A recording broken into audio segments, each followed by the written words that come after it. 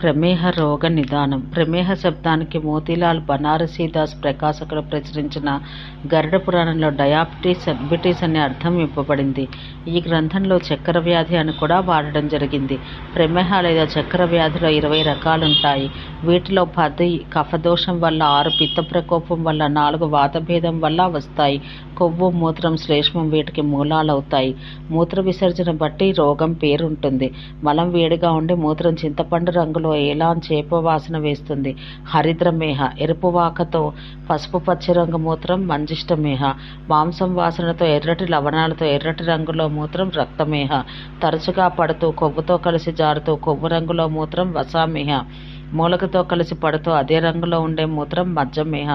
ధారాపాతంగా పడుతూ జిగటగా ఉండే చీముటితో కలిసి జారే మూత్రం హస్తిమేహ.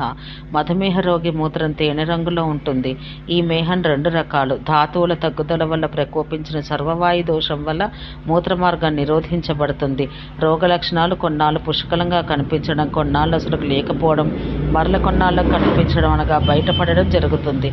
దీనికి కారణం మాత్రం కనిపించదు, కానీ రోగం మాత్రం ప్రమాదకర స్థాయిని చేరుకుంటుంది. ప్రమేహ వ్యాధులన్నీ నిర్లక్ష్యం చేస్తే మధుమేహంగా పరిణమిస్తాయి.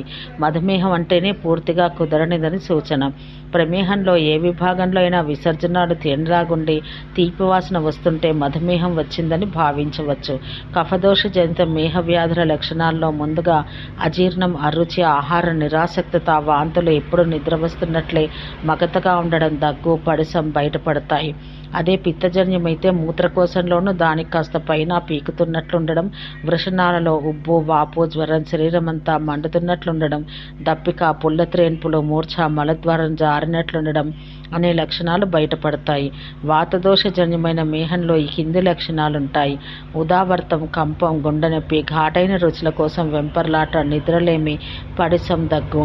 బయటికి తేలకుండా ఉండే పుండ్ల ద్వారా 10 రకాల ముదురైన ప్రమేహాలను ఈ పేర్లతో గుర్తించారు. శరావిక, కచ్చపిక, జ్వాలిని, వినత, అలజి, మసూరిక, సర్షపిక, పుత్రిని, విదారిక, విద్రది.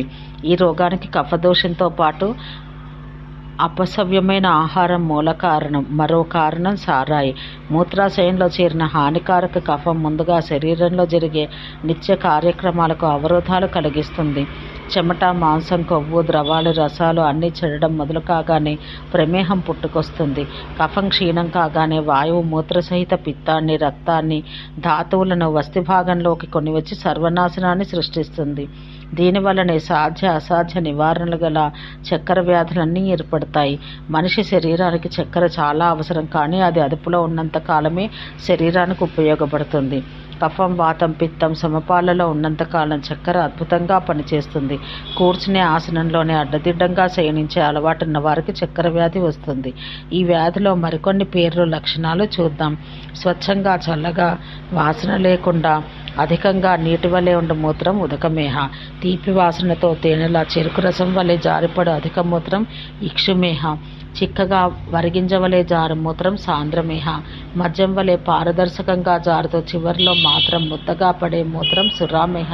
ఉడికిన అన్నం ముద్ద రంగులో మరీ తెల్లగా జారి అధిక మూత్రం విసర్జన సమయంలో ఉల్లంతా గగుర్పాటు పిష్టమేహ. మూత్రంతో పాటు అధిక పరిమాణంలో వీర్యం కూడా పడుట వీర్యం రంగు మూత్రం శుక్రమేహ. మూత్రంతో పాటు ఇసుక రేణువుల వంటి అణువుల జారుట సికతమేహ. చల్లటి తీపి వాసనతో జారు అధిక మూత్రం శీతమేహ. నెమ్మదిగా ఆగుతూ జారే మూత్రం శనైర్మేహ. జిగటగా ఉమ్మివలే ముక్కలుగా జారే మూత్రం లాలామేహ. అన్ని విధాల లవణ జలాన్ని పోలిన మూత్రం క్షారమేహ. అన్ని విధాల నీలంగా ఉండే మూత్రం నీలమేహ. అన్ని విధాల నల్లగా ఉండే మూత్రం కాలమేహ. ఇదివరకు చెప్పబడ్డ చక్కెర పుండ్ల పేర్లలోని పైనున్న మూత్రంలాగే లక్షణాలు నిక్షిప్తమై ఉంటాయి. అవే కాక పిత్తదోషం వల్ల అకస్మాత్తుగా ఏర్పడినవి కొన్ని. కొవ్వు ఎక్కువైనా కూడా పుండ్లు పుట్టుకు రావచ్చు.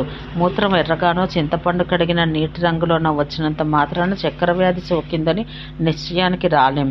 మిగతా లక్షణాలు ఇవి లేకపోతే ఆ వ్యక్తికి రక్తపిత్త రోగం తగిలిందని అర్థం చేసుకోవాలి. అతిస్వేదం, కాళ్ళు చేతులు, దుర్వాసన, బద్ధకం, అంగాలు జారిపోయినట్లుండడం, నిరంతరం పడుకోవాలనే కోరిక, తిండి యావమీరుట, ఛాతీలో, కండల్లో, నాలుక చివర, చెవుల్లో సన్నని మంటలు రేగుట, పెదవులు బిరుసెక్కుట, తల వెంట్రుకల్లో గోళ్లు దళసరిగా అతిగా పెరుగుట, చల్లని పదార్థాలనే తినాలను తాగాలను అనిపించుట, గొంతు నోరు బీటలు వేసినట్లు అనిపించుట, అరికాళ్ళు అరిచేతులు మండుట ఇవన్నీ ప్రమేహ లక్షణాలు. రోగి విసర్జించిన మూత్రానికి చీమలు పట్టుట ఒక ప్రధాన సూచన. ఓం శాంతి శాంతి శాంతి.